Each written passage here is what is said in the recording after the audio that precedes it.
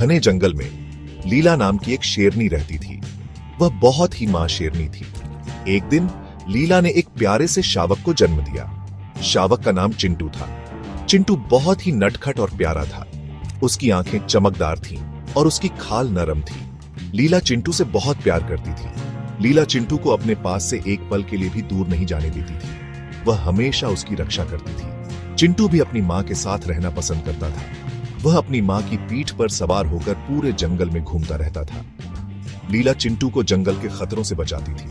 वह उसे सिखाती थी कि कैसे शिकार करना है और कैसे खुद को दुश्मनों से बचाना है। चिंटू ध्यान से अपनी मां की बातें सुनता था और उनका पालन करता था। लीला और चिंटू मिलकर जंगल में बहुत खुश थे।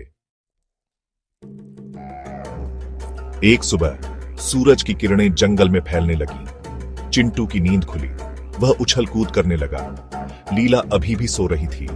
चिंटू धीरे से उसकी मां के पास से हट गया। उसे कुछ रंग बिरंगी तितलियां दिखाई दी। चिंटू उनके पीछे भागने लगा।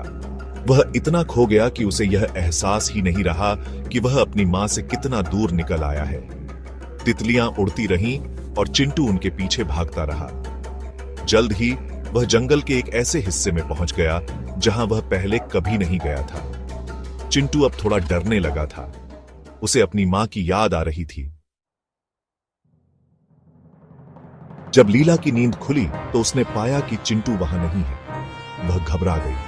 उसने जोर से दहाड़कर चिंटू को पुकारा, चिंटू, चिंटू। लेकिन चिंटू का कोई जवाब नहीं आया। लीला चिंता में इधर उधर भागने लगी। वह हर जगह चिंटू को ढूंढ रही थी। लीला ने अपनी तेज नजरों से पूरे जंगल को खंगाला। उसने अपने नाक से चिंटू की गंध लेने की कोशिश की।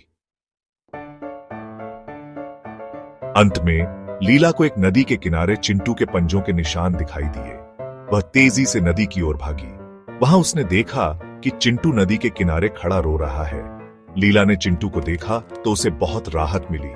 वह दौड़कर चिंटू के पास गई और उसे अपने गले लगा लिया। चिंटू भी अपनी मां से लिपट गया। लीला ने चिंटू को समझाया कि उसे बिना बताए कभी भी दूर नहीं जाना चाहिए। चिंटू ने अपनी गलती मान ली। उसने वादा किया कि वह फिर कभी ऐसा नहीं करेगा। लीला और चिंटू वापस अपनी गुफा में चले गए। लीला को एहसास हुआ कि चिंटू अब बड़ा हो रहा है और उसे ज्यादा सावधान रहने